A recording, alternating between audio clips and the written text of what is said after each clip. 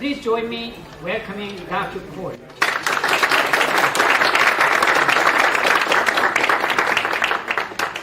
Thank you, Charles. Hello, everybody. Feel free to get some more dessert or get dessert if you haven't had it yet. So, and also, as I go through my talk, please ask questions. One of the reasons that's important is this is the result of 20 years of work. So there's a lot of stuff that I'll probably have to cut out in order to concentrate on having a shorter presentation. So if I miss something that's really important to you, please ask. Okay, so it's a great pleasure to be here at Howard because Howard is a founding member of the VIP Consortium with 12 other universities here in the U.S. and 2 international universities. And what it's meant to do is to make the VIP program and its benefits available to more students, more faculty, and more universities and more communities. I'm the director, Brian's the co-director, Brian Gilchrist, position is the co-director. And we'll talk later about all the other institutions. But anyway, what does VIP stand for? You have to have a cool logo nowadays to get anywhere, so that's ours. It stands for Vertically Integrated Projects. And we have sophomores, juniors, seniors, graduate students, faculty, staff, postdocs. Everybody gets to play in this. And we kind of indicate that with this ladder here. So that's supposed to mean sophomores, juniors, seniors, masters, PhD, and faculty on every single VIP team in the ideal case. And the consortium refers to all the universities that are running VIP programs. Okay, so what's it all about? It's all about innovation and allowing everybody in the university community to participate. And so the natural question is, well, what is innovation? It's a terminology that's sort of been hijacked by the entrepreneurship community, but it also, and that version of it appears as NSF's, the National Science Foundation, definition of innovation, which is the development of novel products, services, and processes for the benefit of society. And you saw 5 great examples of that earlier today with the student projects that actually, it turns out that's too narrow. I think a better working definition for innovation is a really good idea followed up with execution. Because innovation can occur in any field, in any situation. So what you want to do is to figure out how to encourage. And that's what VIP is about. And it's important because it gives everybody more opportunities, including society itself. Okay. So, what's the role of universities in innovation? And this is something that I've really thought about for a long time. Universities tend to be really fragmented. First of all, they'll tell you they have 3 missions. You know, they have a research mission, they have an education mission, and they have a service mission. And depending on which university you're talking to, they have different definitions of service. But everybody knows what education is, or thinks they do. It's usually sitting in class, listening to professors bore you, or TAs trying to help you out, help sections and things like that. Research is usually what faculty and their graduate students do together when they're not teaching. And the unfortunate part about that is everybody in the university tends to get classified into one or other of these 3 missions. So that's the first way it's fragmented. So the other way a university is fragmented is by time. Everything takes place in a single semester. You know, the classical senior design projects, you have a semester, maybe a year, to design and build a project. And so if you try to do something ambitious in that semester that year, you were in a lot of trouble because you probably weren't going to finish it, and therefore you probably weren't going to get a good grade. So breaking things up and forcing them to fit in the semester boundaries, I think, is unrealistic. So that's another type of fragmentation. And finally, the third one is by discipline. All universities, by budget, by hiring, by everything you can think of, are organized around disciplines. You know, so if we're here today talking about ECE, there are probably some MEs elsewhere on campus having their ME day. I don't know. But there's not enough interaction between the departments because of the way the university is structured. So VIP is actually meant to break down all those barriers. And this one in particular I think is the key to improving education for undergraduates, is actually getting their access to faculty in the long-term sense. So you get to know each other as opposed to see each other in class. You get to talk in one thing too. And so if we can pull that off, if we can integrate these functions in the university, then all the other things sort of follow. So what's missing is integration. We want everybody to know everybody else and to work with everybody else. And if we can pull that off, then you get new pathways to innovation. Okay, well, that was kind of the starting point for all of this. And after some false starts and some disasters and a few other good stories, we ended up with this. So we want to foster innovative thinking by involving undergraduates in challenging long-term, large-scale projects that are embedded in faculty, research, and technology efforts. And these are the three things that make it work. First is time. Undergraduates are here because they're learning, so they're not going to be able to participate and contribute to a project right away. It takes time, and it always takes more than a semester. So if you can provide them the time, say 2 or 3 years, they can really come up to speed and do really nice things. The context, it's got to be compelling for the faculty to keep them involved, and because they're the ones who are advising the teams, and you want them to be very interested in seeing the team do well and each individual student do well. And so the context with what faculty and a lot of institutions are basically paid to do. My department head will tell me, look, I know I want you to do good teaching, but it's really your research and your research funding that matters. So we need to get away from that by providing a context for undergraduates to participate in those efforts. And finally, when you get these two together, it's pretty easy to get nice mentoring that comes out of it. So you've got a team with sophomores through faculty. You've got people of different years talking with each other. We have people of different majors talking with each other. People of very different backgrounds talking with each other. So those are the three key elements to VIP. And sort of at the 10,000-foot level, it looks like this.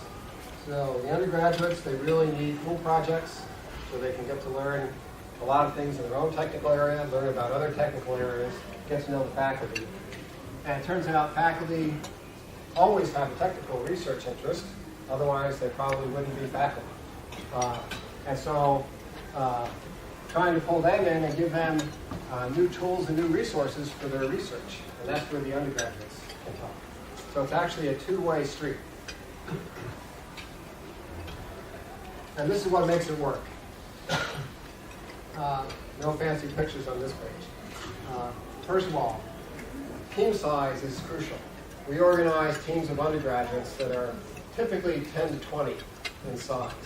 Most others, senior design projects and things like that, in the past have been 3 to 4, maybe 5 at some places. But there it's 10 to 20. And then ideally, but it's not absolutely necessary, there are some undergraduates who are working, or graduate students who are working with each team as well. And a faculty member who's advising the team. And long-term participation.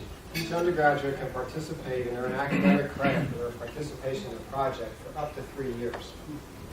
And the reason the credit is important is because a lot of these activities that used to be available to students or still are available to students, like club activities, solar car, things like that.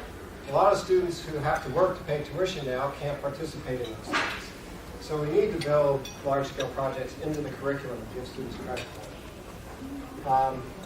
Okay, so up to 3 years per student, sophomores through seniors on each team, and the new students replace those who graduate.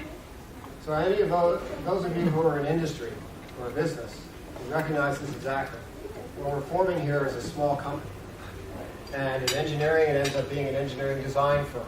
In science, it may be an experimental team. It takes a different form in each discipline, but the size of the teams have to be the same.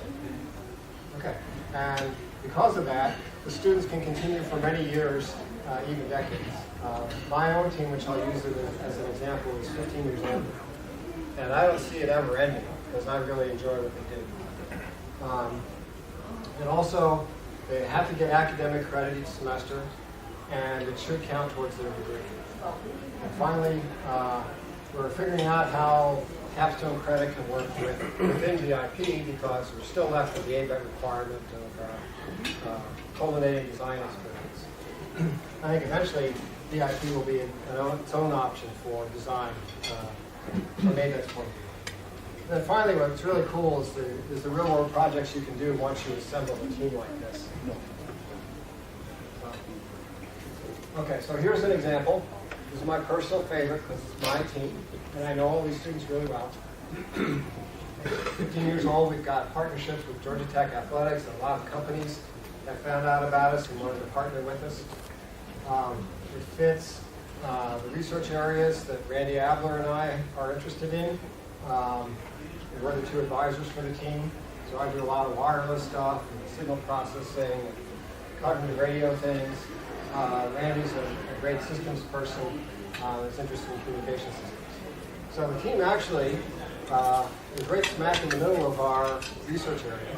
And what we do is we look at the stadiums, and by that I mean the baseball stadium and football stadium, and eventually we'll get to the arenas and the golf courses. We look at them as experimental opportunities for all of these technologies. What's particularly cool about a football stadium is that you have 50 to 100,000 people in some cases, all in about a kilometer, and every one of them has a smartphone.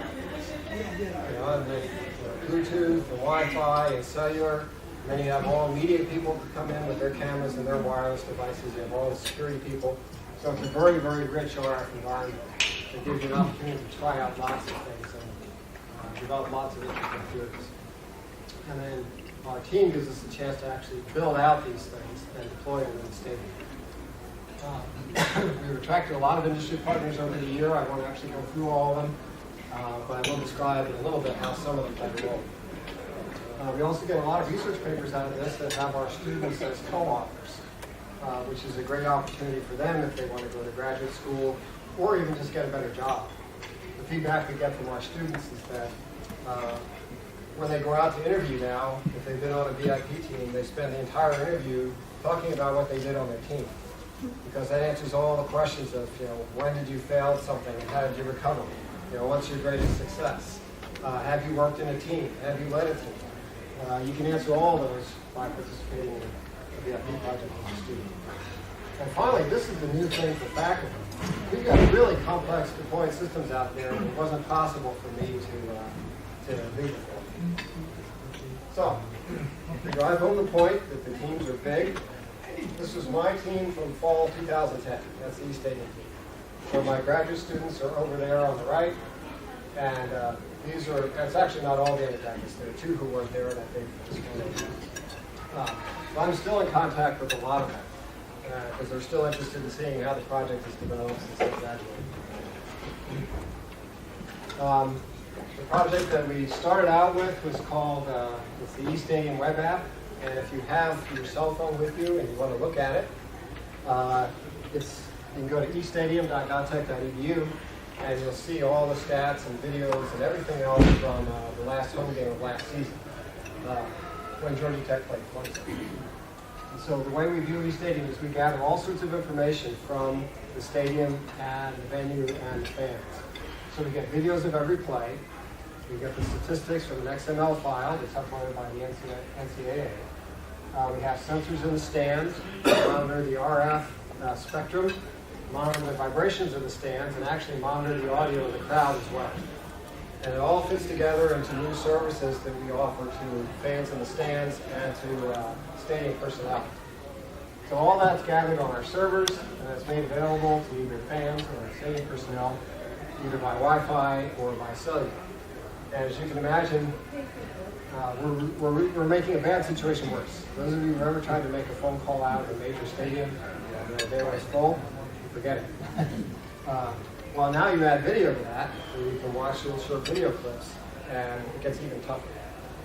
So we did that on purpose because we wanted AT&T and other companies to work with us to improve the situation in the stadium. Okay, and then these are the things that are currently under development. Suite TV, that's TV for the big suites in stadiums, the ones that corporations buy for their customers to bring in. So you got a big screen instead of the little screen on the phone to display information. Friend Finder, alumni show up at the game. Maybe I show up and I want to. I graduated in 1978, a long time ago.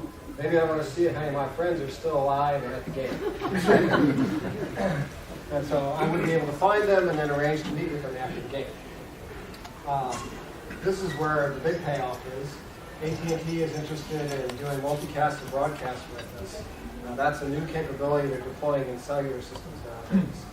And ours is the only app that could really use it. Because if you get 1,000 people interested in seeing the same video clip, you don't want to send it out 1,000 times because you've used up a lot of bandwidth. You want to send it, broadcast it out once, and then everybody see it. Okay. We also build and deploy Wi-Fi mesh networks because there's very little communication infrastructure in the stadium. This is one of the Wi-Fi mesh nodes that was designed and developed, all the software developed by the students. We also talked about the audio and sensing tasks. The audio tasks, we listen to the crowd, and depending on the level of cheering or booing, we rate each play that just occurred so we can find the video clips that are going to be the most popular throughout the game and at the end of the game. We also measure how the stadium is vibrating, because that's a maintenance issue, and it's also, surprisingly, a way to track what's going on in the game, as I'll show you in a minute. So this is our vibration sensor network. That's the wireless node. The very high precision accelerometer in here that's stuck onto the girder with a magnet. That's inside the box, so you probably can't really see that. And we have to be able to deploy them in the steel infrastructure of the stadium and have them last for, ideally, several football seasons. Because you don't want to have to climb up there and replace them. So there's one. It's up in the north stands. You can kind of see the rest of the stadium. And our goal is to instrument the entire north stands because they actually shake during the game. And what happens, that's not a problem unless it twists. If it twists, the concrete deck on top starts to crack and spall. And so we're trying to, and they're starting to see that, so we're trying to figure out which mode it is and how to correct the structure so that that doesn't happen. It's going to take a while, but we have our first cluster. And so this is some of the hardware deployed in the stadium, including a wireless link back to our lab because there wasn't any networking. The overall architecture, sensors, cluster head, wireless backhaul, and then our servers. And this takes many years to build up. It's a great experience for all the students. And just to show you what the data looks like, the first time we collected data, we sat up here in the far corner of the stands. And during the Georgia Tech Miami game, of course we lost, because this was Miami back when they were doing good. But you can tell, we recorded what was going on in the game as the data was being collected. So you can tell when touchdowns occurred, because everybody jumps up, right? And so that's an impulse into the structure, or they're jumping up and down too. So what I'm showing here, this is time from the beginning of the game to about the middle of the third quarter. And then this is the acceleration of the stands in G's. So 1 G is normal gravity. So it's very precise accelerometer, about milli-G sensitivity. But you can see that you can still see when a touchdown occurs. This is the one that we're actually most worried about and we think is causing the problem. This is a Budweiser cheer. This actually gets people, chanting and jumping up and down. And they're jumping up and down at a frequency that we think is very close to one of the resonant modes of the north stands. And actually saturates our accelerometers. And then you can see where halftime starts, because that's when everybody gets up and they go to use the restroom or buy a $10 hot dog or whatever other stuff they sell. So it was really interesting to see this. So we could rate popularities of events of the game just by how much the stadium shakes. Industry partners, the Falcons are talking with us. They're building a new stadium. Bit Systems is the DoD company that's interested in spectrum sensing. So that's some research funding that we got because we do these stadiums. These are our teams. Actually, it's going to be 32, not 31. And I'm not going to be able to describe all of them to you, but I'll give you quick highlights. So you just heard about this one. So the name of the team is something very broad, that could be of interest to students. These are all the disciplines that I want students from on my team. So this is civil and environmental engineering for all the structural work, computer science, computational media, computer engineering, ECE for all of the software work, management law for IP, and marketing issues around East Asia. And so we've actually had students from all those disciplines. And then this is general technology areas in which the team is working. So these are all set up the same way. To show you the variety of teams, E-Democracy is a team that's partnered with the Carter Center to study the impact of the internet on democracy. And there's actually a system the Carter Center takes out in the field now when they do election monitoring. It was designed and developed by this team. Here's a team that just launched a balloon that went up to 100,000 feet to help measure electricity. They're trying to characterize the occurrence of lightning, because if you can wait longer before you close down an airport because of a thunderstorm, and you can open up the airport sooner after the thunderstorm, then maybe you can get another 50 flights out. And that makes a big difference. Here's one that's education focused. It's a very cool, adaptive tutoring system for students in signal processing. Bunch of robotics teams.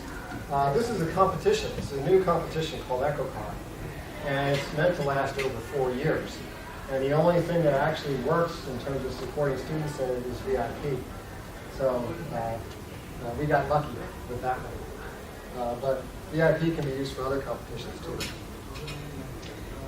Intelligent transportation systems, that's homed in ISYE. The usually rocket team, they build pretty big rockets. They go at least a mile in the air and carry payloads. Some biomed teams. Aquabots team, sounds like you had a team that was similar to this. Underwater robotics, UAVs, UUVs. One homed in physics. Humor Genome, this is actually, believe it or not, a humor project. It's a faculty member in math, and another one in chemical engineering who moonlighted stand-up comics. And they're really interested in developing a version of Pandora that works for humor instead of just music. Because the ones that are out there are pretty bad. So they're trying to do a lot better. Home in civil and environmental engineering. Anyway, I think you get the idea. The hypothesis we currently have is that VIP works in every discipline. We actually have a team over at the University of Strathclyde in Scotland that has a team homed in English. And they do what's known as computational linguistics.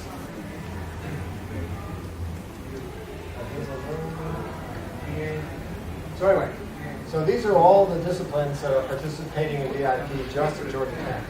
So I think it kind of shows that it's managed to break down all the barriers that typically keep people from working with each other at the university. And the fact that I think it has spread to all these disciplines shows it's got a really bright future. And our goal is to figure out how big we can scale it and how widely we can spread it. So the benefits to students. So I always organize this talk this way. Talk about projects and the motivation, because first focus is on faculty to get them to start teams. And then, because you have a team that can help you in research, what are the benefits? There are all sorts of cool benefits. And so by getting the faculty involved, you get all these, I think, in a much deeper way than you would if you created a program without thinking about involving faculty.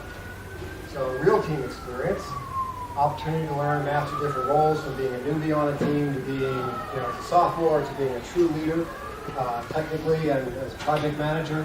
By the time you're a senior, you get a really in-depth experience in the field, authentic multidisciplinary experience, because you're relying on people from the other disciplines to really do their part. You've got to understand what you're doing. Knowledge exchange across many boundaries, across ages, sophomores, juniors, seniors, grad students, disciplines, ethnic backgrounds. Everybody has to talk with everybody to make this all work. And this, I think, is really important nowadays. This provides a compelling reason to be on campus.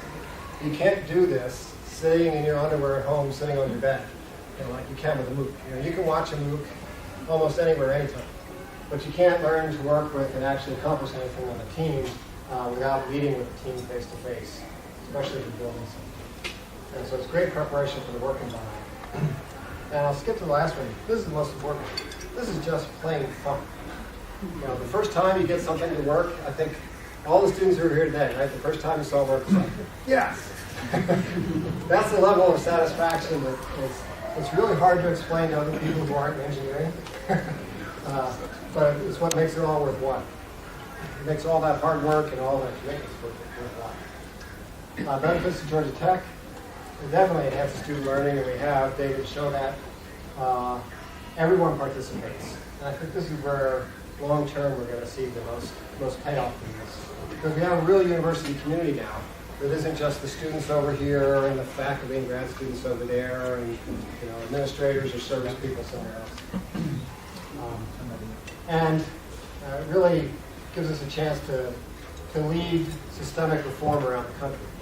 So that's why I'm really glad that we've been able to form the consortium and that Howard is a part of it.